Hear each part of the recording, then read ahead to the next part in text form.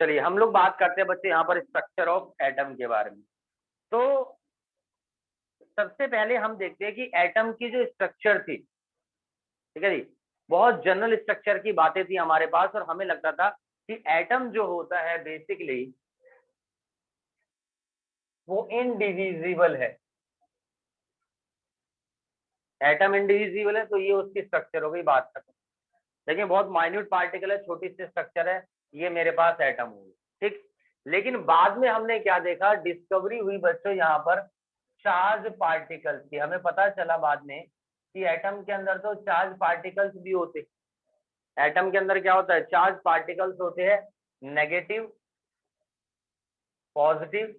Negative charge particles electron होते हैं, positive charge particles हमारे पास प्रोटॉन होते हैं, और कुछ हमारे पास इधर में न्यूट्रॉन होते हैं जिनके ऊपर कोई भी चार्ज नहीं होता है।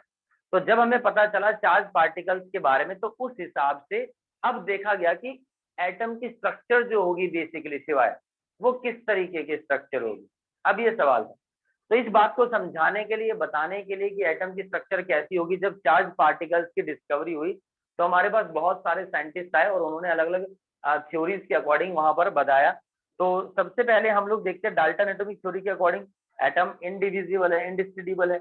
लेकिन जब दो फंडामेंटल पार्टिकल्स इलेक्ट्रॉन प्रोटॉन की डिस्कवरी हुई तो डाल्टन की थ्योरी जो थी वो फेल हो गई थी, ठीक है। और उसके बाद में हमारे पास सबसे पहले क्या हुआ, जे थॉमसन सबसे पहले आए बच्चों यहाँ पर, जे थॉमसन, ठीक है जी। और जे थॉमसन ने अपना मॉडल बताया कि उनके अकॉर्डिंग यहाँ पर एटम की स्ट्रक्चर जो होती है वो कैसी होती है, किस तरीके की होती है। तो उन्होंने बोला कि बेसिकली एटम की जो स्ट्रक्चर होती है वो होती है क्रिसमस पुडिंग केक की तरह। क्रिसमस पुडिंग केक होता है, केक होता है, उसके ऊपर चेरी डाल देते हैं रेंडमली। या फिर इसकी जो स्ट्रक्चर होती है वो वाटरमेलन की तरह होती है, वाटरमेलन यानी तरबूज। तो उनके हिसाब से जो चारों तरफ जो रेड कलर का पार्ट है वो पॉजिटिव पार्ट है, वो पॉजिटिव स्फीयर है, ठीक है जी। और बीच बीच में हमारे पास यहाँ पर सीड पड़े हुए रेंडमली, वो सारे के सारे हमारे पास इधर में इलेक्ट्रॉन है जो नेगेटिवली चार्ज पार्टिकल है। तो थॉमसन ने यहाँ पर एक एटम का मॉडल प्रपोज किया जो क्रिसमस पुडिंग केक की तरह होते हैं, और उनके according the electrons in a sphere of positive charge. जो इलेक्ट्रॉन होते हैं, यहाँ देखिए सब बच्चे सुनिए, जो इलेक्ट्रॉन होते हैं वो हमारे पास इस पॉजिटिव स्फीयर के अंदर रेंडमली पड़े हुए हैं। तो जो रेड कलर का जो पार्ट होता है हमारे पास, वो हमारा क्या कहलाता है बच्चों, जो पॉजिटिव पार्ट है, वो हमारे पास जो रेड कलर का पार्ट है वो पॉजिटिव पार्ट है, और इसके अंदर जो सीड्स पड़े हुए हैं ये हमारे पास इलेक्ट्रॉन्स होते हैं, ठीक है जी। ये बात इन्होंने बताई, किन्होंने, जे थॉमसन ने। तो एक ब्रिटिश फिजिसिस्ट थे जिन्होंने इसके बारे में बताया। अब ये स्ट्रक्चर बताने के बाद उन्होंने क्या चीजें बताई इससे रिलेटेड, उन्होंने एक चीज बोल दी कि कोई भी एटम है consist of a positive charge sphere. उन्होंने बोला पॉजिटिव चार्ज स्फीयर है, इलेक्ट्रॉन इसके अंदर एम्बेडेड है, इलेक्ट्रॉन्स इसके अंदर घुसे हुए, धसे हुए। और उन्होंने एक बात और बोली कि पॉजिटिव चार्ज और नेगेटिव चार्ज जो होते हैं वो बराबर होते हैं, यानी दोनों का जो मैग्नीट्यूड है वो बराबर है। यानी the negative and positive charges are equal in magnitude, दोनों का मैग्नीट्यूड बराबर है। जितने पॉजिटिव चार्ज होंगे उतने ही नेगेटिव चार्ज होंगे। So the atom as a whole is electrically neutral. और अगर ऐसा होता है कि जितने पॉजिटिव चार्ज हो उतने ही नेगेटिव चार्ज हो, तो पक्की बात है कि हमारे पास जो एटम होगा वो न्यूट्रल होगा। एटम कैसा हो जाएगा बेटा, वो तो न्यूट्रल हो जाएगा। न्यूट्रल मतलब कि जो किसी से भी रिएक्शन नहीं करेगा, कोई भी पार्टिसिपेशन में, एक्टिविटी में वो ज्वाइन नहीं होगा, वो तो न्यूट्रल है, वो तो चुपचाप पड़ा रहेगा, कोई भी रिएक्शन नहीं करेगा। बंद करो बुक से, जो किसी भी तरह के रिएक्शन के अंदर कोई भी पार्टिसिपेशन नहीं लेगा। अगर ऐसा है, अगर हम इनकी बात मान लेते हैं, तो हम लोग क्या देखते हैं, हमें पता है हर एक चीज मैटर है, और मैटर उन्हीं छोटे छोटे पार्टिकल से मिलकर के बनी, एटम से मिलकर के बनी है। मार्कर भी एक मैटर है, ये भी एटम से मिलकर बना होगा। तो भैया हम लोग यहाँ पर देखते हैं कि फिर छोटे छोटे पार्टिकल मिल मिलकर इतना बड़ा इन्होंने अगर मैटर बनाया है, तो ये एटम आपस में क्यों मिले, कैसे मिले? ये बेसिकली अनस्टेबल होते हैं, इनके बीच में रिएक्शंस होती है, तभी तो ये आपस में मीट करते हैं स्टेबल होने के लिए। और अगर यहाँ पर जितने पॉजिटिव है उतने ही नेगेटिव होंगे तो वो न्यूट्रल होगा बाय डिफॉल्ट। उनके हिसाब से इनमें कभी भी कुछ नहीं होता कि ये लॉस या कोई गेन, जितने पॉजिटिव होते हैं उतने नेगेटिव होते हैं, तो वो न्यूट्रल है। और अगर ऐसा होगा तो कभी भी कोई भी मैटर की फॉर्मेशन नहीं होगी।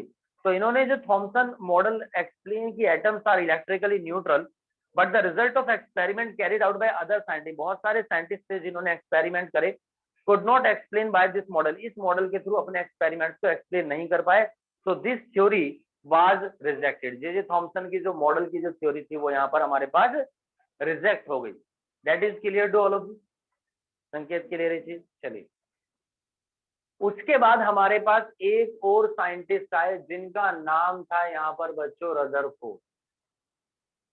ठीक है जी, रदरफोर्ड ने भी यहाँ पर एटम की स्ट्रक्चर के बारे में बताया और इसी को बोला जाता है Rutherford model of an atom, जो काफी इंपॉर्टेंट है, जिसके ऊपर क्वेश्चन आता है हमारा। ठीक है जी, रदरफोर्ड मॉडल के बारे में हम लोग बात करते हैं। जब रदरफोर्ड मॉडल के बारे में बात करते हैं एटम के, तो यहाँ पर इनका पूरा नाम था Ernest Rutherford and was interested in knowing, वो ये जानना चाहते थे कि अगर ये स्ट्रक्चर तो फेल हो गई कि बेसिकली किसी भी एटम के अंदर जो इलेक्ट्रॉन्स है उन इलेक्ट्रॉन्स का जो अरेंजमेंट होता है वो किस तरीके का है। रदरफोर्ड ये बात जानना चाहते थे। तो रदरफोर्ड ने यहाँ पर एक एक्सपेरिमेंट डिजाइन किया और इस एक्सपेरिमेंट के अंदर उन्होंने क्या किया, यहाँ पर देखते रहिए। इस एक्सपेरिमेंट के अंदर उन्होंने सबसे पहली चीज फास्ट मूविंग अल्फा पार्टिकल्स लिए। ठीक है, this is the symbol of alpha. उन्होंने फास्ट मूविंग अल्फा पार्टिकल्स लिए बच्चों इसके लिए, और एक इन्होंने ली गोल्ड फॉइल। ठीक है जी, एक चीज इन्होंने फास्ट मूविंग अल्फा पार्टिकल लिए और दूसरा इन्होंने क्या लिया जी, गोल्ड फॉइल ली। गोल्ड बेसिकली आप लोगों को पता है एक मेटल है, और गोल्ड एक ऐसी मेटल है जो हाईली मेलिएबल होती है। ठीक है जी, स्ट्रेंथ भी होती है, लेकिन उसकी फॉइल जो होती है, पतली सी फॉइल पेपर लेयर मान लो जी, ये उसकी फॉइल ले ली हम लोगों ने, पतली शीट है, बहुत पतली शीट है जो इस तरीके से रखी। मान लो एक पेपर है, ये ऐसे नहीं है, ये ऐसे रखा है, तो सोचो कितनी पतली शीट होगी इसकी जो। और मैं कह रहा हूँ इससे भी पतली शीट है, धागे से भी पतली फॉइल शीट है इसकी यहाँ पर हमारे पास गोल्ड की। और इन्होंने बोला ये जो आपके अल्फा पार्टिकल से गोल्ड फॉइल के ऊपर जो है छोड़े इन्होंने। तो एक्सपेरिमेंट का सेटअप किया इन्होंने, जिसके अंदर इन्होंने दो चीजें ली, फास्ट मूविंग अल्फा पार्टिकल्स लिए और गोल्ड फॉइल ली सबसे पहली बात। तो लो जी, ये मेरे पास गोल्ड फॉइल है। ठीक है जी, this is the gold foil. ये हमारे पास इधर में गोल्ड फॉइल है बच्चे, ये लो जी, ये मैंने गोल्ड फॉइल ले ली। ठीक है, अब इस गोल्ड फॉइल के ऊपर अगर मैंने यहाँ से क्या किया जी, अल्फा पार्टिकल छोड़े। ठीक है जी, fast moving alpha particle, fast moving alpha particle, fast moving alpha particle. तो हम ये सोच रहे थे अगर ये फास्ट मूविंग अल्फा पार्टिकल अगर यहाँ से जाएंगे तो क्या करेंगे, वो इस लेयर को फाड़ करके यहाँ से बाहर निकल जाएंगे।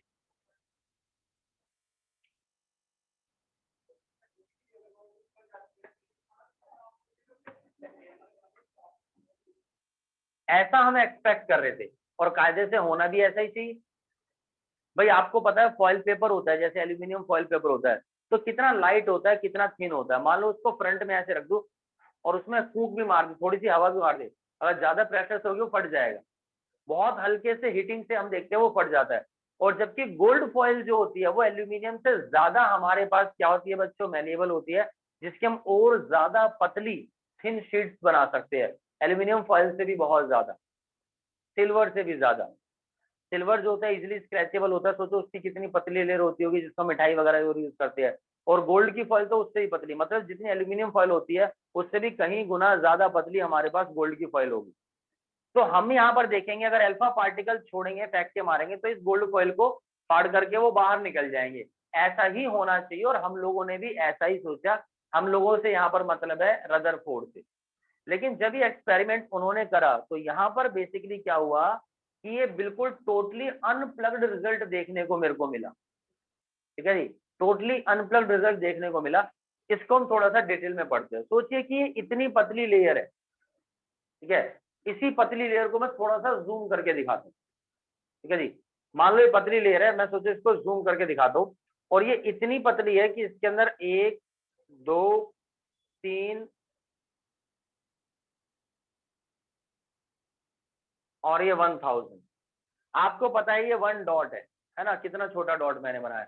ये डॉट भी बल्कि बहुत बड़ा है, एटम का डॉट इससे भी छोटा होता है, जिसके अंदर हम लोग क्या देखते हैं कि millions and trillions of particles होते हैं, तब जाकर के वो एक एटम बनता है।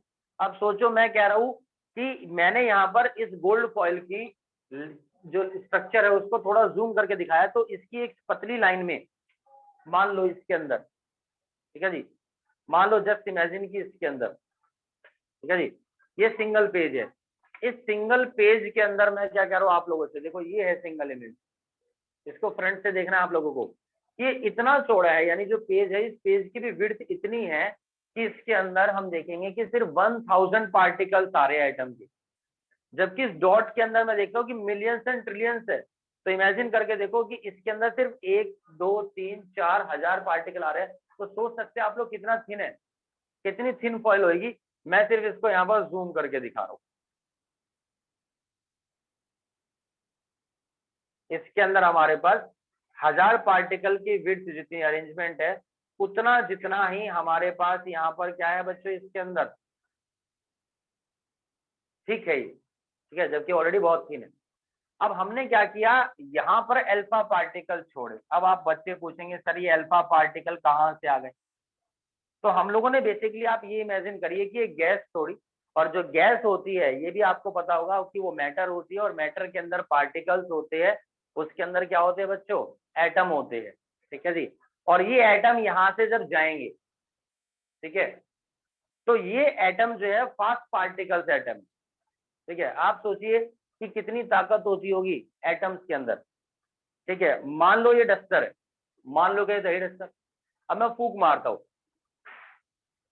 इसके अंदर मूवमेंट हुई, तो सोचो यहाँ से हवाई तो आई है, उस हवा के, हवा इज आल्सो मैटर, मैटर के अंदर हमारे पास क्या है, एटम्स होंगे। तो इन एटम्स के अंदर इतनी ताकत है, जब ये इस कपड़े से टकराए तो इसको आगे धकेल दिया, समझे। तो सोचो इन पार्टिकल्स के अंदर कितनी ताकत होगी कि जब गोल्ड फॉइल है तो उसको आर पार करके निकलनी चाहिए, समझो। जब हवा के अंदर इतनी ताकत है उसके एटम्स के अंदर कि इस कपड़े को मूवमेंट कर दी यहाँ पर, तो सोचो इन अल्फा पार्टिकल्स के अंदर कितनी ताकत होगी कि गोल्ड फॉइल को यहाँ पर आर पार करके निकल जाने चाहिए। लेकिन हुआ इसका बिल्कुल जस्ट अपोजिट, ठीक है। और इतनी ही अचंभित करने वाली बात थी, मान लो ये मेरे पास डस्टर और मैं इसे फेंक के मारता हूँ यहाँ दीवार के ऊपर, और होना क्या चाहिए कि बाउंस होकर के मेरे पास आ जाए, ऐसा पॉसिबल है, बिल्कुल इम्पॉसिबल सी बात है। और मैं कह रहा हूँ सोचो कि ये वहीं पर गिर जाएगी, लेकिन ये जब मैं इसको फेंक के मारता हूँ तो बाउंस होकर के मेरे पास आ जाए, बिल्कुल ना मानने वाली बात है, लेकिन ऐसा इसके अंदर हो गया। ऐसा यहाँ पर इनके अंदर हो गया कि जब अल्फा पार्टिकल यहाँ पर छोड़े गए तो वो आर पार करके निकलने चाहिए थे, लेकिन हमने क्या देखा कि कुछ अल्फा पार्टिकल्स टकरा करके यहाँ पर बिल्कुल बाउंस बैक, बिल्कुल वापस आ गए। इट इज टोटली इनक्रेडिबल, अद्भुत नजारा था ये देखने को दोस्तों। तो यहाँ पर इन्होंने एक्सपेरिमेंट किया था, उन्होंने सोचा क्या था, ऑब्जर्वेशन क्या मिली, और फिर उस एक्सपेरिमेंट का क्या रिजल्ट हुआ। Basically he selected a gold foil because he wanted as thin layer as possible, जितनी थिन हो सकती थी उतनी, and this gold foil was about 1000 atom thick, 1000 atom जितनी थिक लेयर थी बच्चों ये वाली, ठीक है। 1000 एटम जितनी थिक लेयर थी हमारे पास ये वाली। चलिए, तो हमने क्या किया, यहाँ पर अल्फा पार्टिकल्स फेंक के मारे, हमने यहाँ पर थिक लेयर ले ली। अब अल्फा पार्टिकल्स जो होते हैं ये डबली चार्ज होते हैं, अल्फा पार्टिकल्स वो होते हैं जिनके ऊपर डबल चार्ज होता है, डबल चार्ज पार्टिकल्स, समझे, डबल चार्ज पार्टिकल्स है and have a considerable amount of energy, जिसकी वजह से इनके अंदर क्या है, एनर्जी। एंड ऐसा एक्सपेक्ट किया गया अल्फा पार्टिकल्स जो है would be deflected by the sub atomic particle.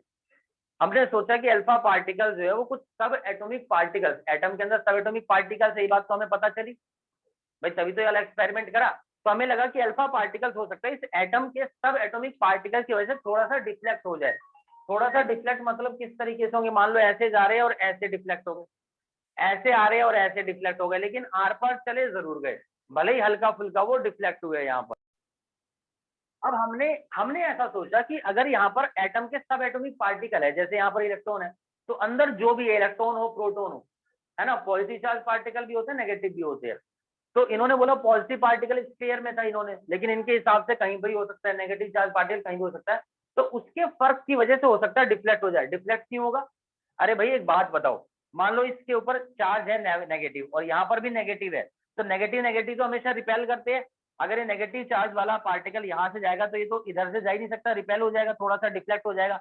हमें ऐसा लगा, या पॉजिटिव वाला का तो पॉजिटिव से क्या हो जाएगा, वो आपका रिपेल हो जाएगा। हमने यही सोचा, हमने मतलब कि रदरफोर्ड ने, तो इट वाज एक्सपेक्टेड दैट कि alpha particles would be deflected by the sub atomic particles in the gold atom since the alpha particles were much heavier, क्योंकि जो अल्फा पार्टिकल्स होते हैं वो काफी ज्यादा हैवी होते हैं देन द प्रोटॉन, तो he did not expect such large deflection. तो हमें लगा कि हल्का फुल्का होगा, लेकिन जब ये पार्टिकल यहाँ से गए तो भाई साहब ये देखो, ये इतना भयंकर डिफ्लेक्शन हो, ये यहाँ पर इतना ज्यादा डिफ्लेक्शन हो गया जो कभी एक्सपेक्टेड नहीं था। हमें लगा सीधा जाएगा, सीधा जाते थोड़ा सा ऐसे हो गया, थोड़ा सा यहाँ पर ऐसे हो जाएगा, लेकिन यहाँ डिफ्लेक्शन बहुत ज्यादा थी। इसका मतलब कि यहाँ पर इन एटम के अंदर जो पार्टिकल्स है, सबएटॉमिक पार्टिकल्स है, वो काफी ज्यादा हैवी है, जिसकी वजह से डिफ्लेक्शन इतना ज्यादा हो रहा है। और कुछ पार्टिकल कैसे हुए जो सीधे गए और बिल्कुल 180 डिग्री के एंगल पे ही वापस आ गए, ये टोटली अनएक्सपेक्टेड था, ये तो बहुत ही ज्यादा अनएक्सपेक्टेड था। ठीक है जी, तो ये एक्सपेरिमेंट के लिए इन्होंने आपके मटेरियल लिए और उसके बाद इन्होंने जब एक्सपेरिमेंट करके देखा तो रिजल्ट हमारे पास ये आया। तो अल्फा पार्टिकल स्कैटरिंग एक्सपेरिमेंट था, टोटली अनएक्सपेक्टेड रिजल्ट था जो कि हमने यहाँ पर सोचा था, यानी कि रदरफोर्ड ने।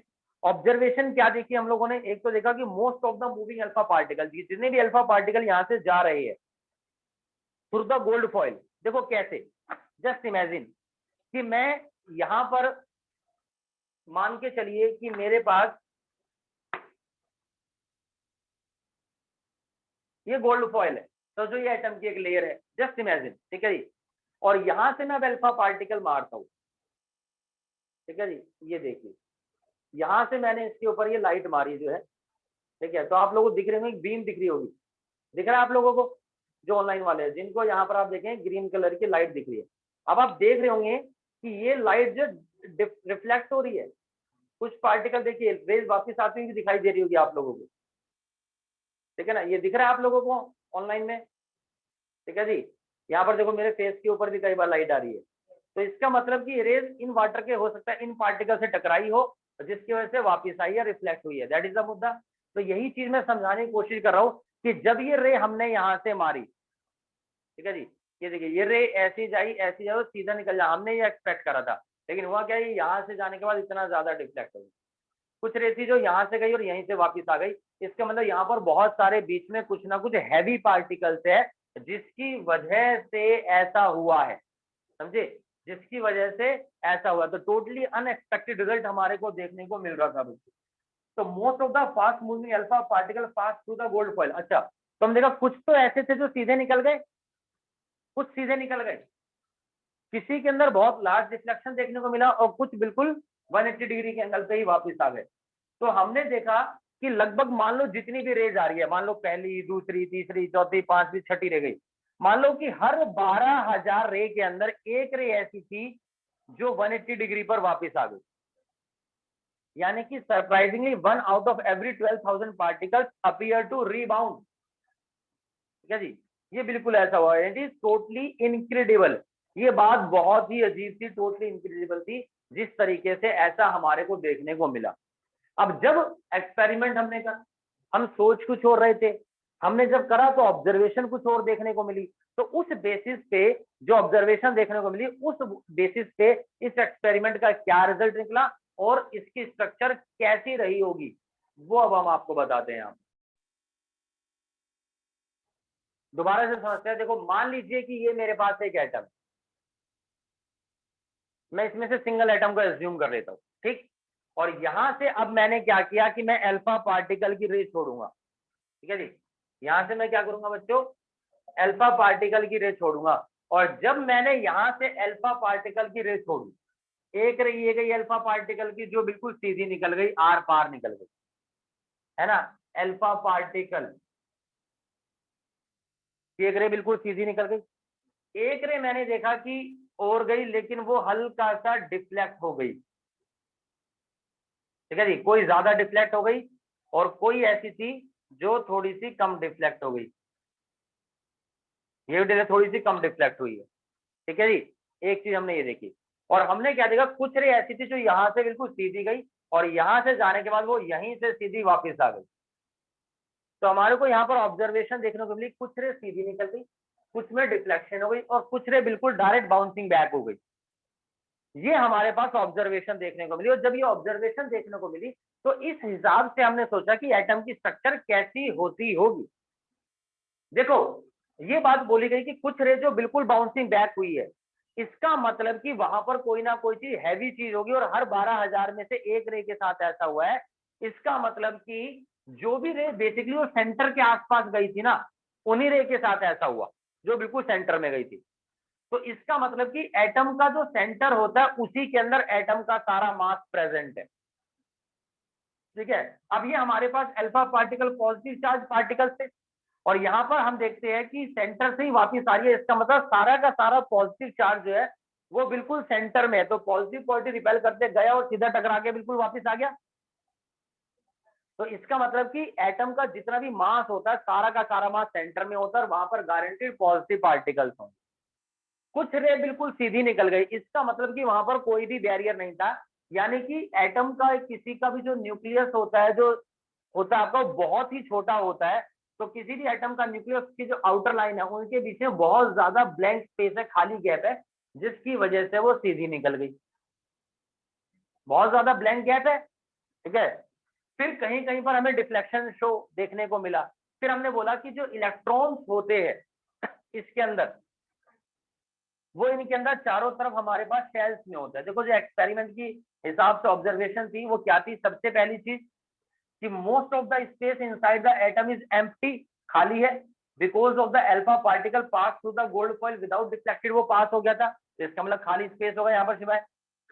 वेरी फ्यू पार्टिकल्स वर डिफ्लेक्टेड, कुछ ही पार्टिकल थे जो डिफ्लेक्ट हुए थे अपने पाथ से, इंडिकेटिंग दैट की positive charge of the atom occupy very little space. इसका मतलब जो पॉजिटिव चार्ज पार्टिकल है उसने बहुत ही कम स्पेस ऑक्यूपाई कर रखा है, तभी तो थोड़ी बहुत डिफ्लेक्शन के साथ वो आर पार हो गए। ठीक है, जो बहुत ज्यादा डिफ्लेक्शन है इसका मतलब वो सेंटर के पास से निकला है। ठीक है, ये बिल्कुल सीधा निकल गया, यानी यहाँ पर कोई पॉजिटिव चार्ज है ही नहीं जिसकी वजह से वो सीधा निकल गया। A very small fraction of alpha particles were deflected by 180 degree, indicating कि जितना भी पॉजिटिव चार्ज होता है, जितना भी मास होता है एटम का, वो सारा का सारा एक स्मॉल वॉल्यूम है एटम के अंदर बिल्कुल। ठीक है जी, इसका मतलब कि जो एटम का न्यूक्लियस होता है, सोचिए कितना छोटा होता होगा। एटम का न्यूक्लियस जो होता है वो हमारे पास एटम के साइज से 10 की पावर 5 टाइम्स छोटा है। आप इमेजिन भी नहीं कर सकते, जस्ट इमेजिन करके देखिए। मान लीजिए मैं एक बच्चे की फीस रखता हूं एक महीने की 1,000 रुपए और दूसरे बच्चे की फीस रख देता हूं मैं सीधा 1,00,000 रुपए एक महीने की। सोचिए कितना डिफरेंस है। इतना ही डिफरेंस यहाँ पर इसके अंदर भी है, इसके न्यूक्लियस के और इस एटम के साइज के अंदर। इसका मतलब न्यूक्लियस का साइज बहुत बहुत बहुत छोटा होता है। तो इस बेसिस पे हमने क्या देखा कि पॉजिटिव चार्ज सेंटर में है बिल्कुल, जिसको न्यूक्लियस बोला गया। इलेक्ट्रॉन्स जो होते हैं वो न्यूक्लियस के चारों तरफ सर्कुलर पाथ पर रिवॉल्व करते रहते हैं। ठीक है जी, इलेक्ट्रॉन सर्कुलर पाथ पे चारों तरफ रिवॉल्व करते रहते हैं और न्यूक्लियस जो होता है वो बहुत छोटे साइज का होता है जो सेंटर में होता है, जिसके अंदर पूरा का पूरा मास होता है। तो this is the observation of the Rutherford. ठीक है, लेकिन रदरफोर्ड ने एक्सपेरिमेंट दे दिया अपने हिसाब से, एक्सपेरिमेंट किया उस हिसाब से एटम की स्ट्रक्चर बता दी। इसमें ऐसा होता है कि सारा मास सेंटर में और इलेक्ट्रॉन चारों तरफ सेल के अंदर रोटेट कर रहे हैं। लेकिन उसके बावजूद रदरफोर्ड के एक्सपेरिमेंट के अंदर कुछ कुछ कमियां थी। देखो इन्होंने क्या बात बोली, इन्होंने बोला कि कोई भी पार्टिकल सर्कुलर ऑर्बिट में यहाँ पर रोटेट हो रहा है, लेकिन जो चीज इलेक्ट्रॉन्स है उसके हिसाब से बार बार रोटेट हो रहे हैं।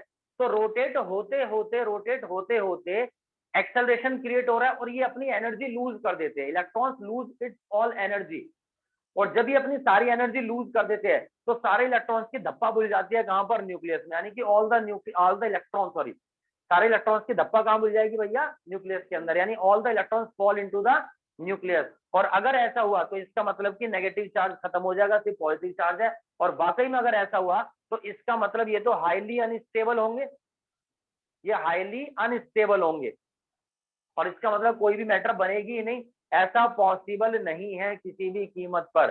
तो ये थोड़ी बहुत कमियां थी, ये भी इनके एक्सपेरिमेंट की वजह से